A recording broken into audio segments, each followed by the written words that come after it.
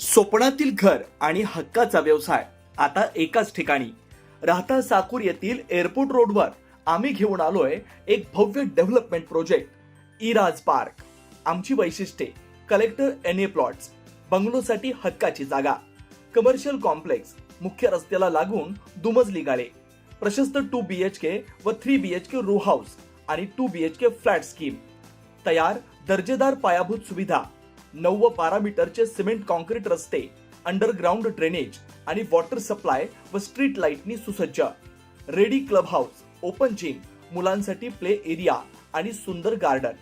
सुंदर असे प्रभू श्रीराम मंदिर प्रोजेक्ट मध्येच. पत्ता: सर्वे नंबर 97/1, एअरपोर्ट रोड, उपासनी महाराज मंदिराजवळ, साकुरी, राहता. आजच संपर्क करा 8550 99 70 70. राहुरी तालुक्यातील ब्राह्मणी इथं किरकोळ कारणावरून झालेल्या वादातून 2 तरुणांमध्ये वाद झाला. यावेळी एका तरुणानं दुसऱ्या तरुणाच्या डोक्यात फरशी मारल्यानं तो तरुण जागीच ठार झाला. ही घटना 27 मे रोजी दुपारच्या दरम्यान घडली. याबाबत समजलेली माहिती अशी की राहुरी तालुक्यातील ब्राह्मणी येथील बसस्थानक परिसरात एक रविप्रसाद हेअर सलून नावाचं कटिंगचं दुकान आहे. 27 मे 2026 रोजी दुपारी 3:30 वाजताच्या दरम्यान सुशील साठे हा तरुण त्या सलूनच्या दुकान समोर झोपलेला होता. त्यावेळी सत्यवान भाऊसाहेब साठे हा तिथं आला. त्याला झाडू मारायचं असल्यानं त्याने सुशील साठेला झोपेतून उठवलं.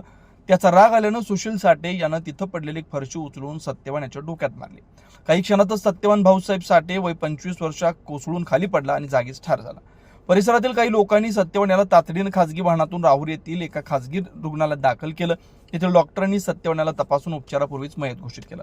घटनेची माहिती मिळताच उपविभागीय पोलीस अधिकारी जयदत्त भवर, पोलीस निरीक्षक संजय ठेंगे, पोलीस उपनिरीक्षक समाधान फडोळ यांच्या पोलीस पथकानं घटनास्थळी धाव घेऊन घटनेची माहिती घेतली. घटनेनंतर आरोपी पसार झाला असून पोलीस त्याचा शोध घेत आहेत.